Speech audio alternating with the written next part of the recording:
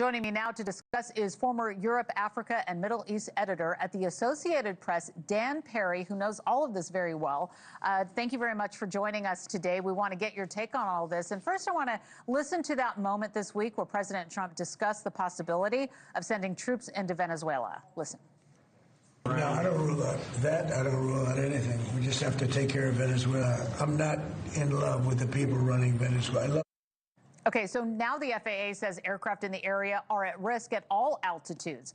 So I wanted to ask you, how rare is a warning like this? And what does it signal about how serious the situation has become? Because it does sound serious.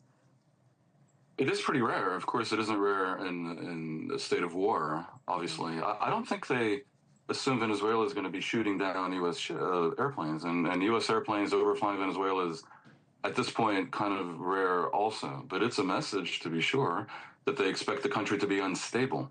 I doubt there would be a ground invasion of Venezuela. That could go south so many different ways, no pun intended, and is opposed by the military in a way that is extreme. The option of bombardment from the air is unlikely to bring down Maduro also. I think the broader strategy, by setting up this armada in Trinidad and in general just off the coast of Venezuela, is to make clear to Maduro that his time is up. And I think in that regard, it's working. You see Maduro basically asking for talks, suggesting he's willing to be flexible, and it just has to be made clear to him that there's not much wiggle room at all, and he simply has to go. It may be wise at some point, in some way, for the Trump administration to offer Maduro and his cronies, which may include significant cadres in the military and also various governors around Venezuela, some kind of safe passage and secure asylum wherever. Could be China, could be Russia, could be Cuba, but to make clear that they can escape with their lives versus the likelihood that if they stay in Venezuela in one way or another, they are in clear and present danger. And the most likely avenue for that, I have to think, would be the compelling of splits in the military, some sort of military coup. Oftentimes, when you think there's going to be a revolution, what you're actually getting is the military taking over from an unpopular, incompetent government. I've seen that personally happening in Egypt. After Mubarak, I saw it in Romania.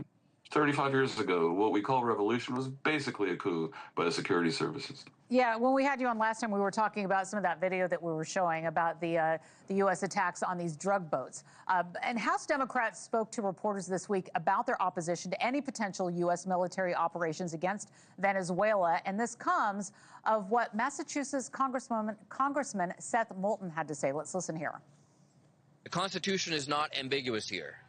Congress decides when this country goes to war, not the president. And this is not a war the American people want. We owe our troops better than this. They deserve leaders who look out for them and for our country and keep them out of moral and legal danger. And they deserve a Congress that refuses to let this president send them to fight and die in an unnecessary war. You know, but the White House says that Maduro and his top officials run this narco-terrorist organization, and that designation takes effect Monday. So when you take a look at the timing here, how might that deadline drive the likelihood and timing of any U.S. action? Well, I mean, it doesn't obligate the U.S. to do anything, but it constitutes justification and could, in the end, should Trump attempt to get Congress to justify war powers in this case, it might give him an argument. But then again, the idea that Trump will wait for Congress to give him the green light seems a little fantastical, not only because that's not in his nature, but also because the track record of the House and Senate GOP in staying his hand. In very clear cases where he violated the law, like in my view, as you know very well, Laura, the tariffs, is bad. They tend to go along with whatever he wants. Will that continue if he launches a war without the approval of Congress? In clear violation of the War Powers Act is yet to be seen. But as I say, I think most analysts are skeptical that there's going to be an invasion of Venezuela. All right, dperry, we've got to leave it there. Former Europe, Africa, and Middle East editor at the Associated Press. Thank you very much for joining us today. My pleasure.